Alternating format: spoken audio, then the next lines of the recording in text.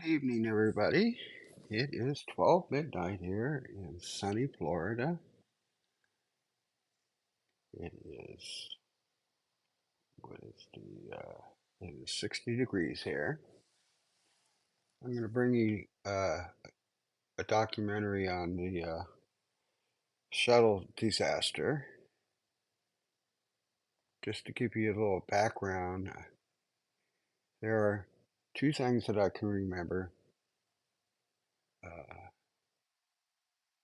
that had an impact on my life. There are a few other things, but um, was the Kennedy assassination, and I think I was in third grade, and the principal let us go home after about an hour or so after the announcement.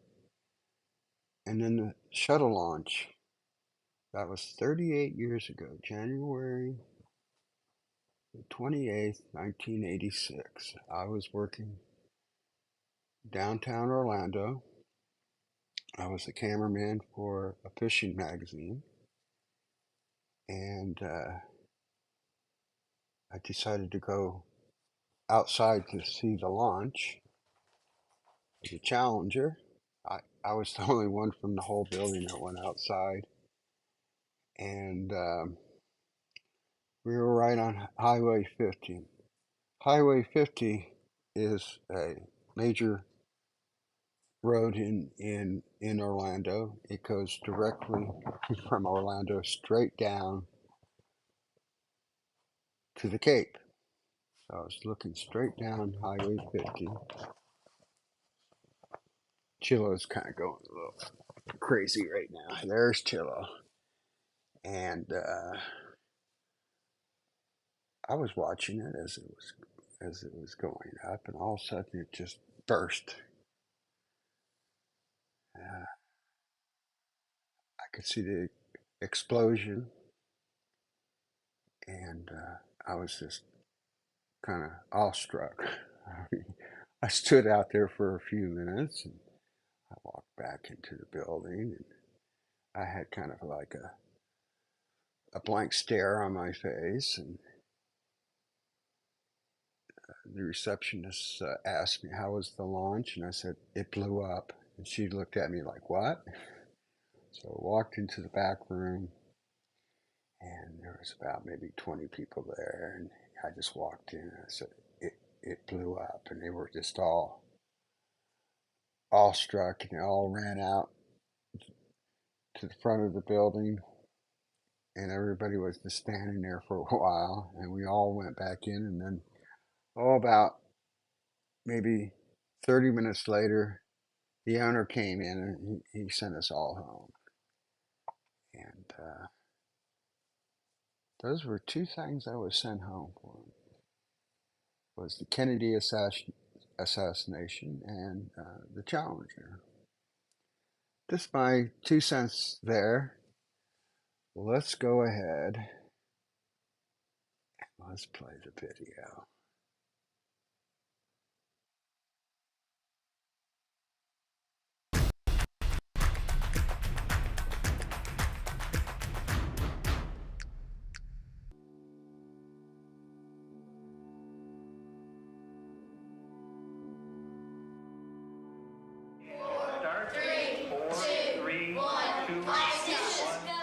On a cold January day in 1986, the Space Shuttle Challenger blew apart high above Kennedy Space Center on Cape Canaveral, just 73 seconds after launch.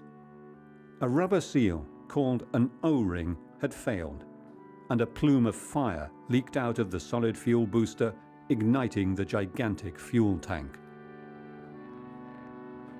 With millions of people tuned in live on TV, Americans watched in disbelief as a sinister white plume streaked across the sky, and 7 astronauts, including New Hampshire high school teacher Krista McAuliffe, plummeted helplessly 20,000 meters to their deaths. America was plunged into uncertainty and grief, and questioned NASA's ability to manage the immensely complex space program effectively. He said, I would not recommend that we launch below 53 degrees Fahrenheit. And that was primarily based on the experience we'd had 1 year earlier that concerned us. And frankly, I was shocked because I felt that that was a slam dunk. They would accept that and just postpone the launch. They immediately started questioning the basis for making such a recommendation based on the material presented. The single message that came out in a direct quote to me from one of the most senior administrators in NASA when I said, we're going to lose one of these shuttles, and I said that 3 months before Challenger, said to me, our job is to launch on time, every time. And it was one of those hairs on the back of the neck moment when I realized they're not listening. When a chastened NASA emerged from the tragedy, shuttle flights resumed. The shuttle pushed the frontiers of technology to the utter limits, and this incredibly complex machine continued flying for another quarter of a century, with astronauts from around the world aboard. Ho quasi capito che ero io I almost thought, I'm the weak link. I was the one who had to perform at the level needed to be up to the standard of the others. My work was as important as the others. I had to trust the others, the astronauts who were with me, but also those setting up the launch, those who followed the operations. And at the same time, they had to trust me. Jokingly, I thought, I don't care if the shuttle blows up, as long as it's not my fault. Basta che non sono stato io. A small group of brave engineers, analysts, and astronauts risked their careers so that the managerial errors behind the Challenger disaster never happened again. It took 2 years before the problem was fixed and the next shuttle launched.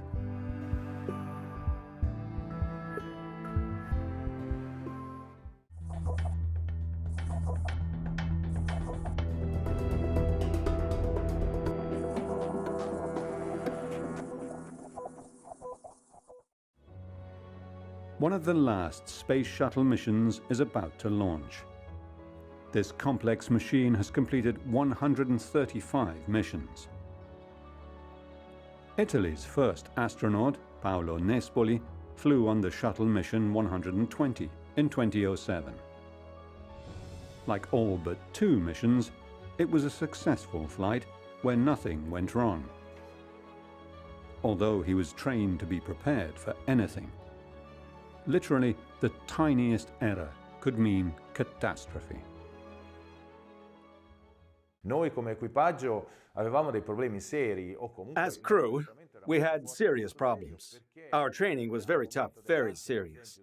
For example, at the time of launch, there were a number of malfunctions that could happen, and according to how they interacted between each other, a simple and a stupid thing could have a knock-on effect and lead to the destruction of the vehicle.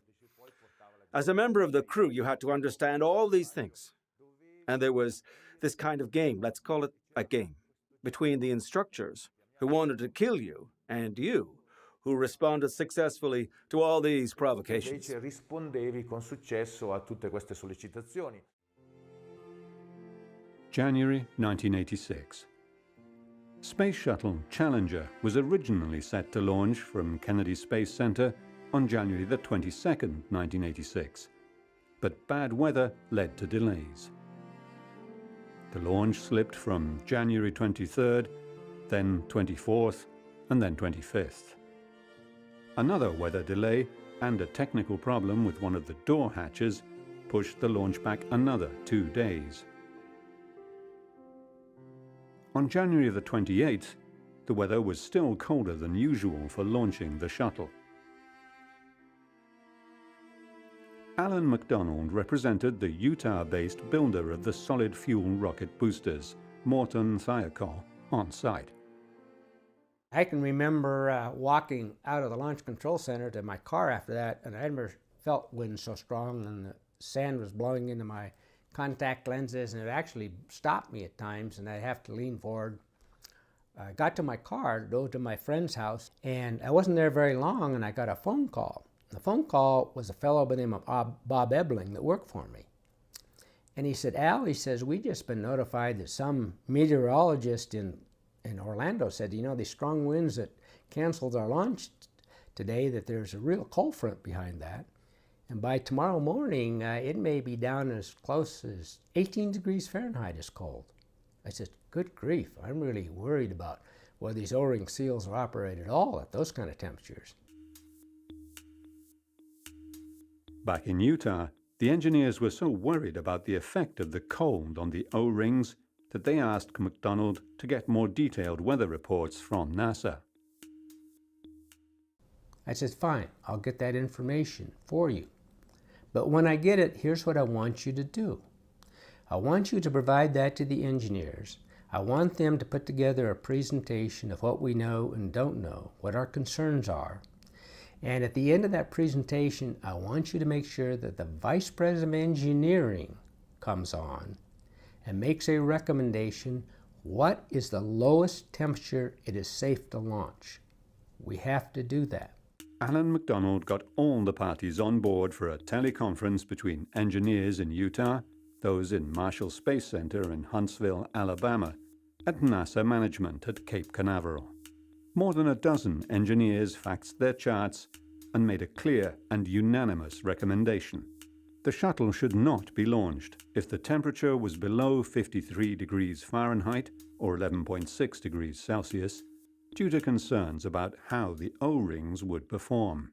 At the end of their presentation, the Vice President of Engineering, a fellow by the name of Mr. Bob Lund, got on the network and said, based on what his engineers have presented here this evening, because they had to fax all those charts to both Huntsville and also to the Cape, he said, I would not recommend that we launch below 53 degrees Fahrenheit. And that was primarily based on the experience we'd had 1 year earlier that concerned us. And frankly, I was shocked because I felt that that was a slam dunk. They would accept that and just postpone the launch. They immediately started questioning the basis for making such a recommendation based on the material presented. Then, the unthinkable happened. Several top executives vetoed the engineers' recommendation in an offline caucus, giving NASA the green light to launch Challenger at a temperature that was just 38 degrees Fahrenheit, 3 degrees Celsius. A few engineers protested, but were overruled, due in part to concerns about losing lucrative government contracts if the launch schedule were to fall further behind. NASA wanted the recommendation faxed to them in writing. Alan refused. I did the smartest thing I ever did in my life. I told NASA I would not sign that recommendation. I feel we're taking risks that we should not take. It'll have to come from the plant, if it comes from anybody, but not me. The O-rings were not the only concern. Alan told those gathered at the teleconference that high winds were gusting up to 70 knots and there was ice everywhere. All the while, NASA officials were pressing for the fax from Morton Thiokol. At that point in time, they said, well, Al, you've brought up all these concerns that aren't really, should be your concerns, but we'll pass them on in an advisory capacity only. Where is the fax from your boss? The next day, the ice teams were busy knocking icicles off the shuttle and using an infrared pyrometer gun to get temperature readings that were entered into NASA logbooks. A later review of those logs showed the temperature near the failed solid rocket booster was below 28 degrees, or minus 2 degrees Celsius, much colder than the ambient air temperature of 31 degrees Fahrenheit, just below freezing point. It was shaded from the sun and exposed to westerly winds. In the meantime, the astronauts were preparing for launch, a complicated process with strict protocols to follow. Paolo Nespoli flew on the shuttle in 2007. Qualche ora prima del lancio, 5-6 ore prima del lancio. A few hours before the launch, 5 or 6 hours before launch, it's time to get dressed. We launch or launched with what is called a launch and entry suit, which is a pressurized suit that allows the crew to stay alive in case of loss of pressure inside the shuttle. So it began to be complicated with gloves, a helmet.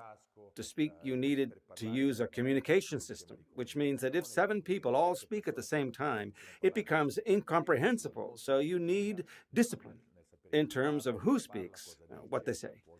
So we put on the suit in the quarantine area. There are protocols to check the resistance to pressure of the suit. And from there, you go to the launch ramp using a special vehicle.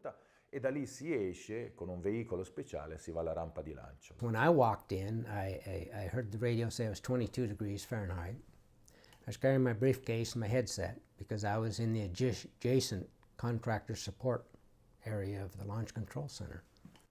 And I went up to my computer console that monitors all the data that comes from the solid rocket boosters, but it also has an inset of NASA Select video of the launch. But it also has several other options for cameras to look at on the launch pad. So I started looking at these cameras and I saw this ice all over the place. Now, well, they're not going to launch this thing today, obviously. But the comforting facts had arrived from Morton Thiokol bosses recommending NASA to proceed with the launch. The countdown was on. There was no turning back. I was worried that it was cold, and I really felt that if the boosters would fail because of that issue of not sealing in the joint because it was too cold, that would all happen in the first 6 or 7 tenths of a second, and we would see a leak sprung, and that the whole thing would probably explode by the time it cleared the tower. At 11:38, the shuttle lifted off. 9, 8, 7, 6. We have main engine start. 4, 3, 2, 1, and liftoff.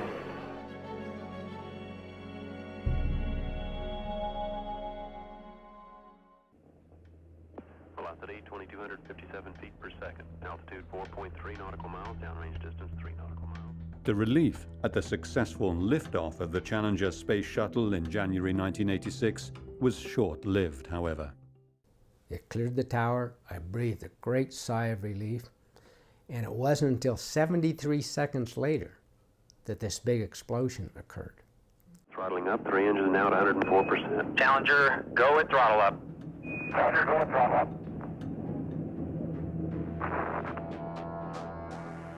And everyone in there was shocked, including me, that I knew that wasn't survivable. And I could hear people sobbing actually in the background because I had my headset on, and all I could hear from the network was RTLS, RTLS from the Capcom, which meant return to launch site, return to launch site. The 7 Challenger astronauts, Commander Dick Scobie, pilot Michael Smith, mission specialists Judy Resnick, Ellison Anizuka, Ronald McNair, and payload specialists Krista McAuliffe and Gregory Jarvis, would never return to the launch site. For 2 hours, Mission Control was in top-secret lockdown as NASA scrambled to set up a failure team to find out what had gone wrong at 14,000 meters above the launch platform. The Vice President Bush called and said that he was getting on a plane and he was going to come and talk to everyone in the control room that evening, and he did. And he basically said that, you know, it's a horrible, tragic accident. We need to get to the bottom of it, figure out what happened so it doesn't happen again. But this is not going to stop the Space Shuttle program. We're going to get back to safe flight as soon as we can.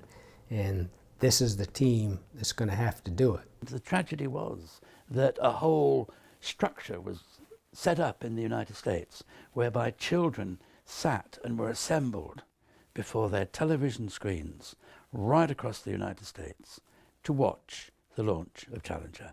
And Krista McAuliffe, their teacher in space, who was scheduled to carry out lessons from orbit while she was in space. And I want to say something to the school children of America who were watching the live coverage of the shuttle's takeoff.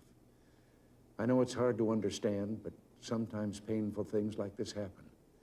It's all part of the process of exploration and discovery. It's all part of taking a chance and expanding man's horizons. The future doesn't belong to the faint-hearted. It belongs to the brave. The next day, the failure team gathered at Marshall Space Flight Center in Huntsville, Alabama. Though he hoped it was something else, McDonald suspected O-ring failure. The convincing and critical piece of data was a few seconds of film showing a puff of black smoke in the right booster in one of the aft section field joints. My heart about sank. And I'll never forget calling home that evening, telling my wife that canceled plans, I wasn't going to be there. I didn't know how long I was going to be. And I knew I needed to do that, but my 3-year-old daughter answered the telephone, Megan, and she says, "Daddy, when are you coming home?" And I says, "Pretty soon, Megan, pretty soon." She says, "Daddy, when is the space shuttle going to go up?"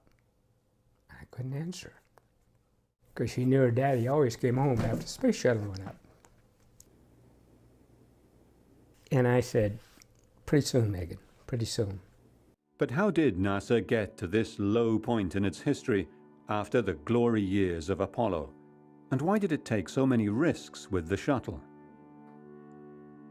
NASA scientists were already studying plans to build a reusable space shuttle at the time the planning for the Apollo moon mission was in full swing. The goal was to drastically lower the cost of spaceflight. A program to build it was formally launched on January the 5th, 1972 by President Nixon. When the shuttle was initially approved by Congress, NASA wanted as many users to get on board to justify it. And the Air Force was a big, powerful lobby in any space project.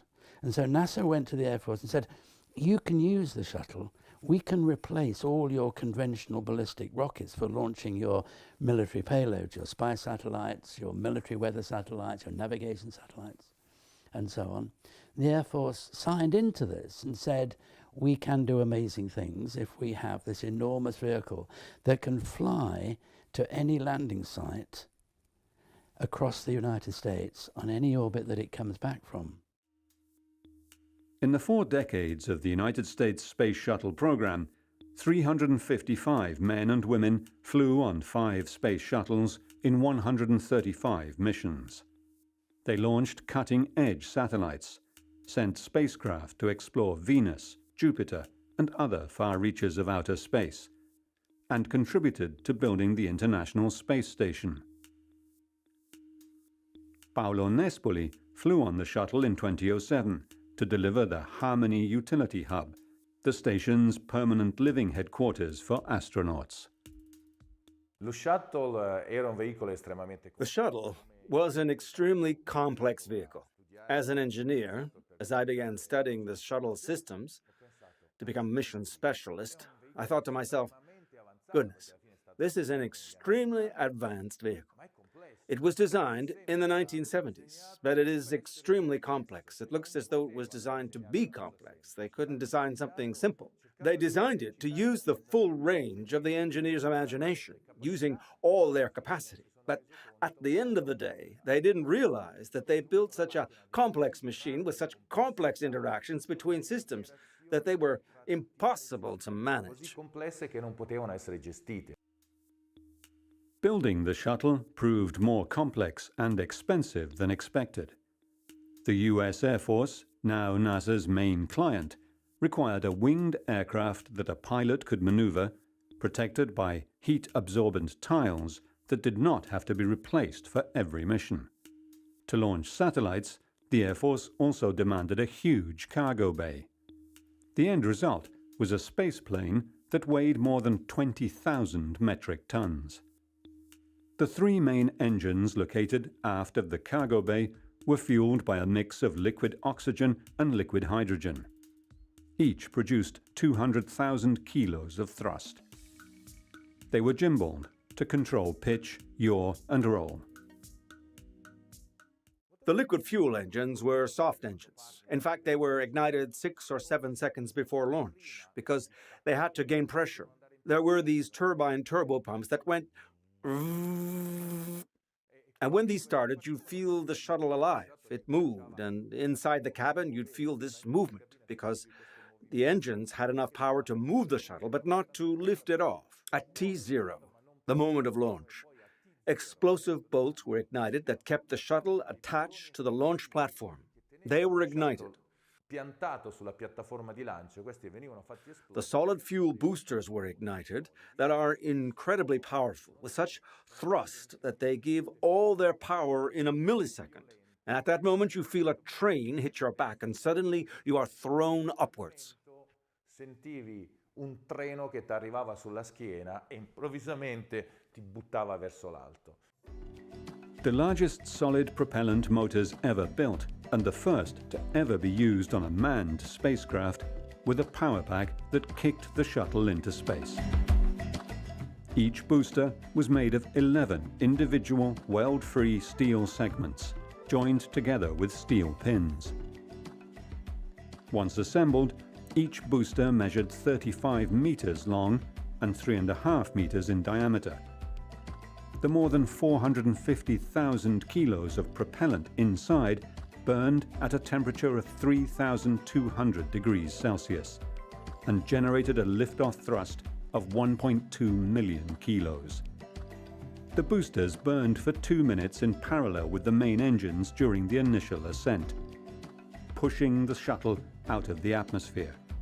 But then, at about 39,000 meters above the Earth, the boosters separated from the external tank and fell into the Atlantic Ocean under huge parachutes, to be recovered and returned for reuse. The equivalent of the energy contained in a shuttle is equivalent to a small atom bomb. So much so that they clear that area for kilometers and kilometers around the launch pad. Because if anything happens, everything is razed to the ground. Where are you? Sitting on the atom bomb that is about to explode in a controlled fashion, shooting all this energy downwards and pushing, launching the shuttle into space. The external tank weighed 35,000 kilos and contained 725,000 kilos of liquid oxygen and 102,000 kilos of liquid hydrogen. It is the only part of the shuttle not reused after each flight. Thrusters were located in the nose and tail segments, while orbiter maneuver pods located in blisters on either side of the vertical tail surface provided power to get the shuttle to rendezvous and onto the re-entry path.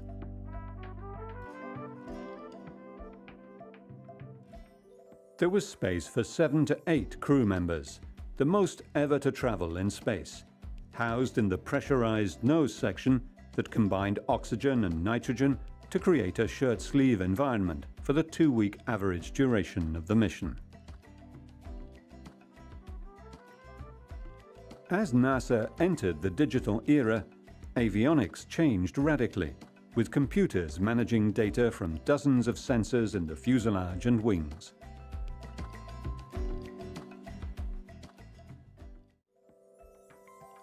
The NASA Space Shuttle program was well underway by the 1970s and bringing thousands of jobs to communities across the country.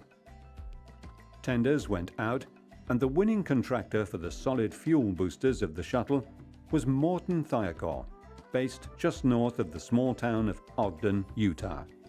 Much of the research and development behind the United States' most advanced weapons and satellite delivery systems and rocket research was happening here, in the remote, sage-covered hills along Highway 83, near the salt-encrusted edges of the Great Salt Lake. Today, near the sprawling former Morton Thiokol production site, a road sign points visitors to a rocket garden outside the plant. For 26 years, portions of the shuttle's solid fuel rockets were researched, developed, and constructed here, under the oversight of Alan MacDonald. Well, the shuttle boosters were so large that we had to make them into segments and send the pieces as a segment to the Cape in Florida on a rail car. There's only a couple of lines that you can get to Kennedy without hitting bridges because they're about the largest thing you can put on a train. They're over 12 feet in diameter, each the sections, and there's 4 of them you have to put together. You just kind of stack them up like beer cans on the mobile launch platform. They're sent down by rail.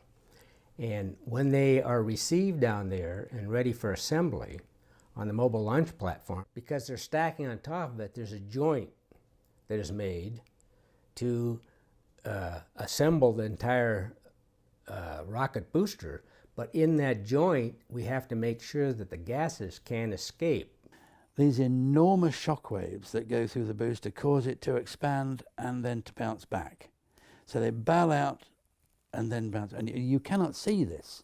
It's fractional, but it's very meaningful inside those joints. And they realized that there could be flexing and movement inside those joints that would cause gas to escape in the between the sections in the field joints that the propellant was burning. So at ignition, you get this great convulsion of a great enormous button. It would literally push like pushing your elbows out on balloons. It would cause it, and then the balloons push back. So the sheer strength of the steel casing caused it to hold up and stabilize at that point. But in the critical area where the gas is shooting through the gap, you need to have 2 O-rings that go right around the joint to seal it.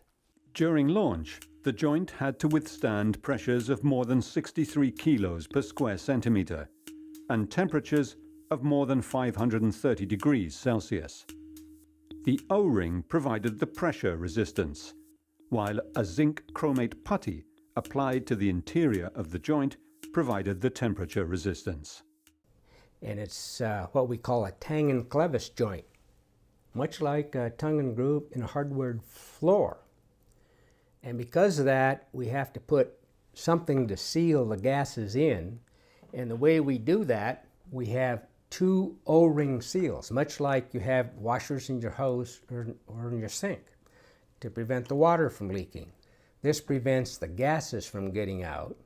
And the reason there's 2 of them is that this was considered such a critical function, we had to provide redundancy wherever it was possible to do that. In case one of them failed, the other one then acted as a backup to prevent failure, because it was well known that any gas leak out of one of these joints would be catastrophic. The O-rings that sealed the joints were made of a vulcanized rubber substance called Viton. But from the very beginning of the shuttle program, engineers were concerned about the performance of the O-rings and their ability to seal properly in cold temperatures. The Viton O-ring is a fluorocarbon rubber, and one of its primary characteristics, why it was selected for this type of an application, is that it is very tough. It was really worried that these huge segments that weigh over 300,000 pounds each, when they're pulled together, that if they were not quite lined up properly, it may cut the O-ring during the assembly. And we found that this material was by far the best to resist that from ever happening. So it was a rubber material, but it was a fairly hard rubber material. It was vital that the seal remain efficient for the whole of the flight. But temperature could change the behavior of this basic material, which worried engineers early on. One of the characteristics of any rubber material is that since we're using them in a compressed state, we're squeezing them into these joints in a compressed state, and we do that because we knew that that joint opened a little bit when it pressurized. So there was enough compression in the O-ring squeezed in there that when it did open, it would maintain contact with the other surface as it was opened. Now, the characteristic of doing that is called resiliency of material. It's kind of like a wet sponge. You take a wet sponge and you put your finger on it and you start to release it. You'll notice your finger stays right with the sponge, but you take that sponge and throw it into the freezer and take it out and push your finger on it, it leaves a dent, and it won't recover until it finally warms up.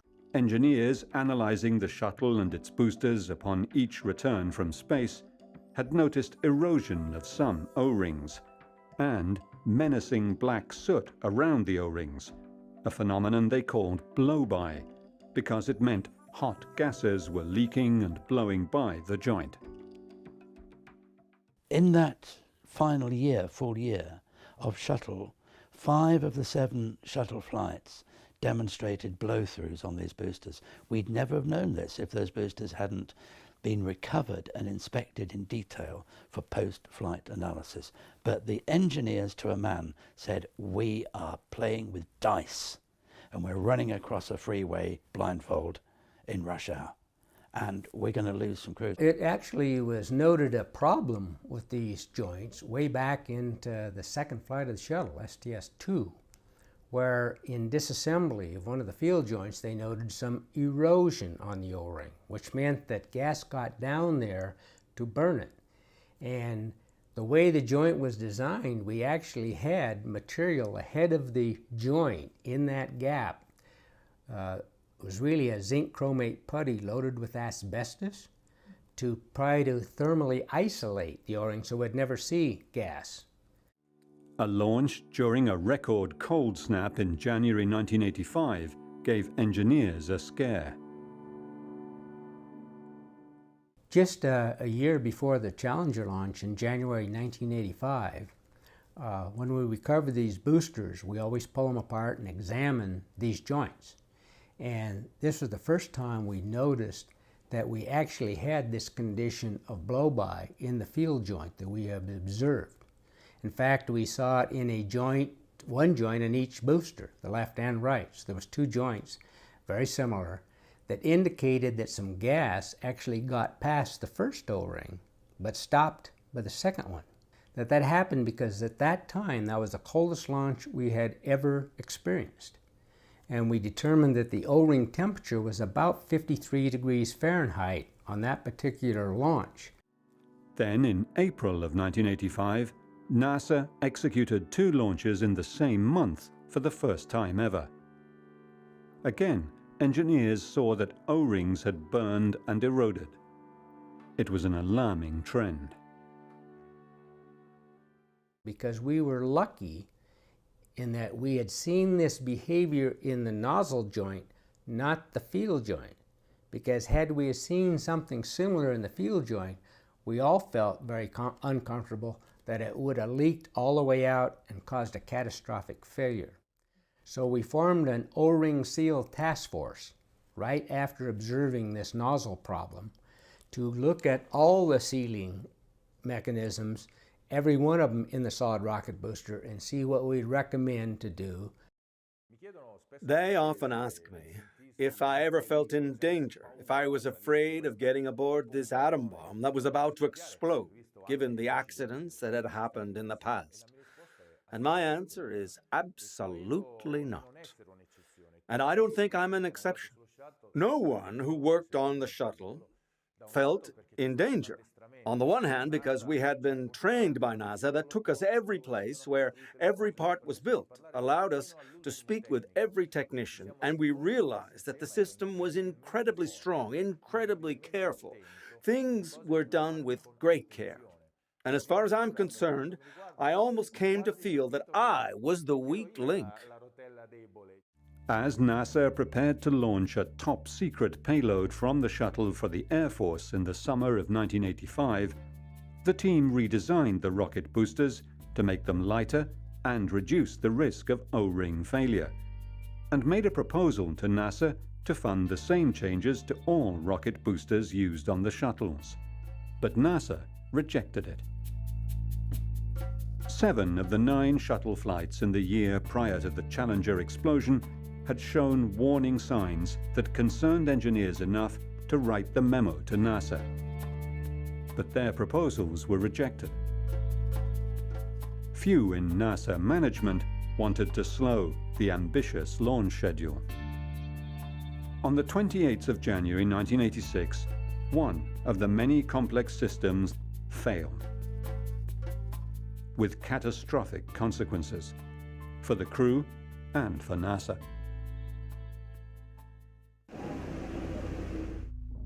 73 seconds into the flight, just when the shuttle was vibrating and flexing at its maximum, the flame broke through the seal and blew a huge hole in the external tank, aided by wind shear. The disintegrating external tank caused the shuttle to veer from its altitude, increasing the aerodynamic forces that ripped the shuttle apart. The boosters were thrown off, and the crew capsule catapulted toward the sea. Based on emergency oxygen supplies used on board and other manual switches turned on and off during their descent, the crew were likely alive and perhaps conscious for over 2 minutes until their craft tore apart upon hitting the Atlantic Ocean at 330 kilometers per hour. Alan MacDonald was on the failure team that sought to understand what went wrong. When I was in the failure team at NASA, and I found the data that indicated had a problem with cold temperatures in the very joint that failed that kind of fit this puzzle. And the next question is, well, but even then it doesn't explain why it didn't blow up when I would expect it to blow up between 6 and 7/10 of a second. And so I asked immediately at that point in time, has anybody ever looked at the cameras of liftoff, not flight? And so they called down to the Cape, and the guy told me they'll pull one of those, and they pulled it. I says, make sure it's looking exactly where you see this fire coming out in flight. So I said, go find the one that's closest. And they did, and about 10 minutes later they came back to us, oh my God, we see a puff of smoke. But if the O-ring failure was to blame, why did the shuttle not explode immediately, as engineers had predicted? They would later discover that after the O-rings vaporized, the hot gas of the burning aluminium oxide hit the cold steel and solidified right where the O-rings had burned, creating a fragile ceramic seal which held right up until the order to throttle up. The winds aloft were so high that as the bracing strut that held the booster to the side of the tank became weaker, it tore the booster around on a pivoting arc and pushed the nose of the booster into the top of the two tanks, the oxygen tank. Already the flame coming through from one of the punctured segments that had overwhelmed the O-rings was operating like a blowtorch to open up the side of the very thin aluminium hydrogen tank. But when the booster pivoted and pushed in the nose into the oxygen tank, that caused a Roman candle effect, which was a great convulsive, it wasn't an actual explosion, not like a bomb going off. There was a great convulsive release of energy which punched the boosters off from the side of the tank and ripped apart components of the orbiter. The strongest part is the pressurized compartment, and that pressurized compartment remained intact. MacDonald and engineers pored over the logbooks from the ice teams, but NASA managers said that the instruments had not been properly calibrated and increased all the temperatures they submitted to the Presidential Commission. Something was amiss. Well, there's no doubt in my mind it was a cover-up. They covered up the low temperature data. They had tremendous pressures on their launch schedule, both from a political standpoint to support their out-year budget and immediate ones to do what they already had on their plate, which was nearly impossible. And I think because of that, they did as much as they could to try to cloud this issue and make it sound more difficult and technical and hard to understand than it really should have been.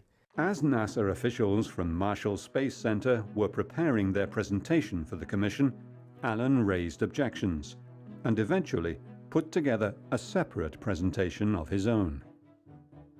As part of the failure team, I started mentioning and questioning some of their conclusions and data, especially the cold temperature stuff.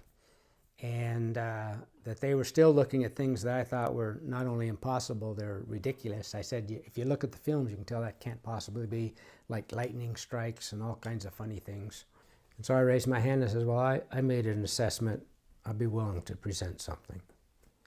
And even stated that I really believe that a major contributor was whatever caused this cold temperature on this one joint.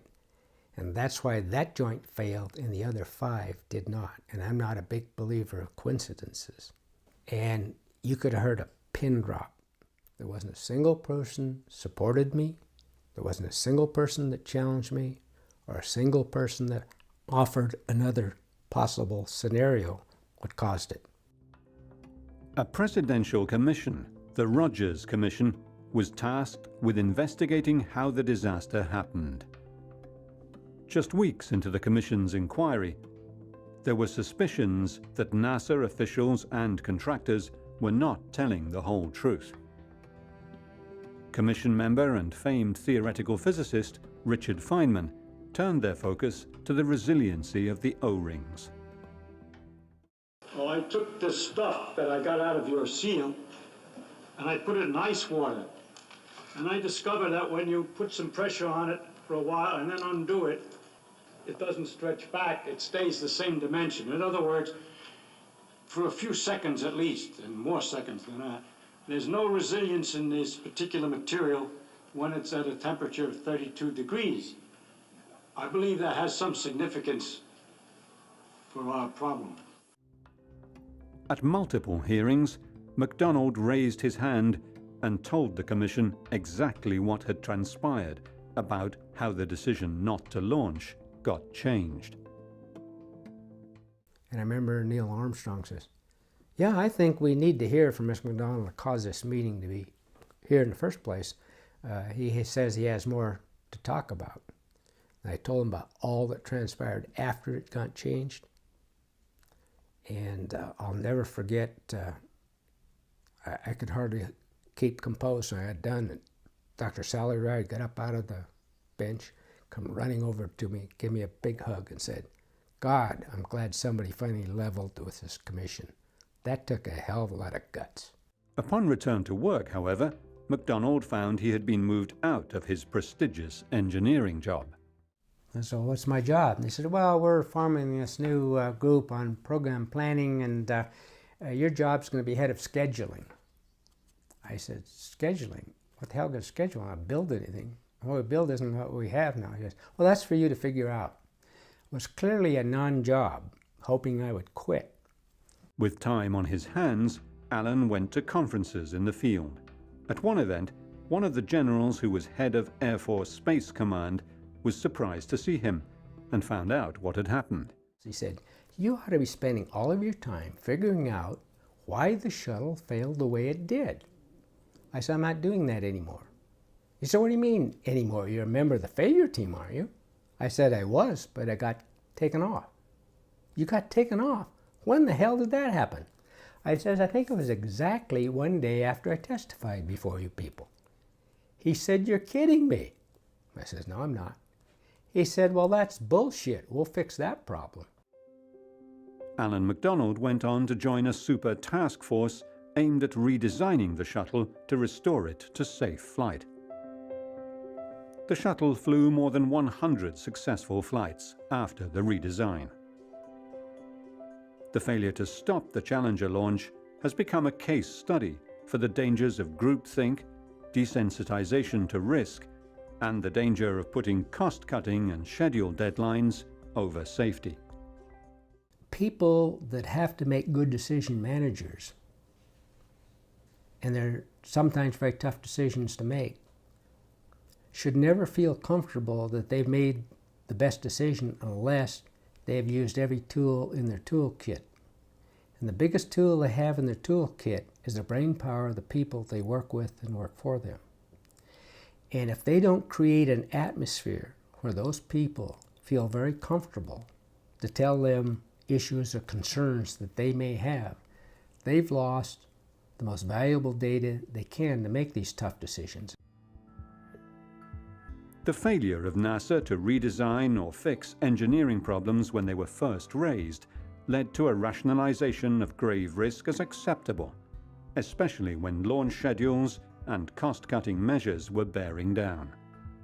But we were charging a fraction of what it was costing, and that was driving the upward momentum of launching every time on time.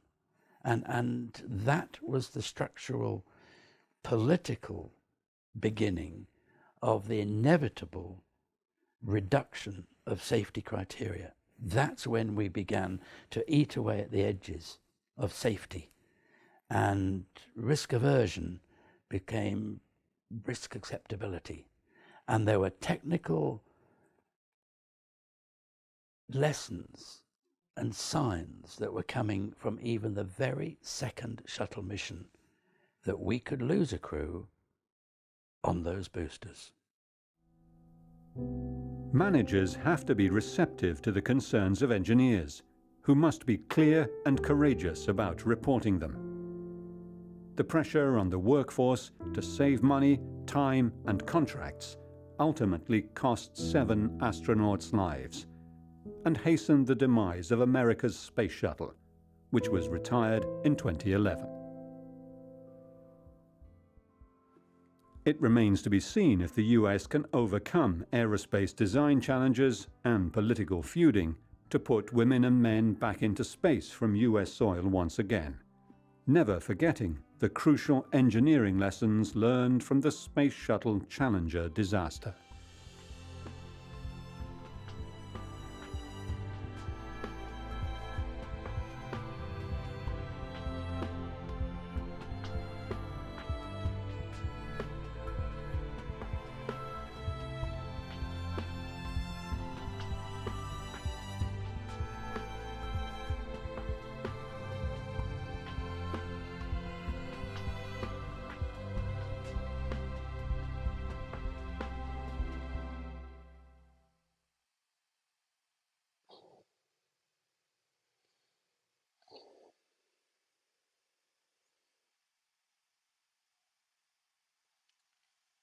There's not much you can say after that documentary. That's a pretty good documentary. I'm hoping to get licensing so I can play NBC's nightly news the night of the disaster. That is an awesome video. Awesome for a disaster oxymoron. I guess I would call it an oxymoron.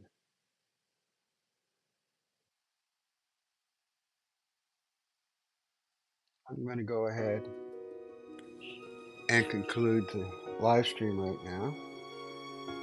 You all have a good night. And a good wake up in the morning. And we'll see you tomorrow night for the SpaceX launch from Vandenberg at, I believe it's at 7:30 p.m. Eastern Time. So for now, you all take it easy.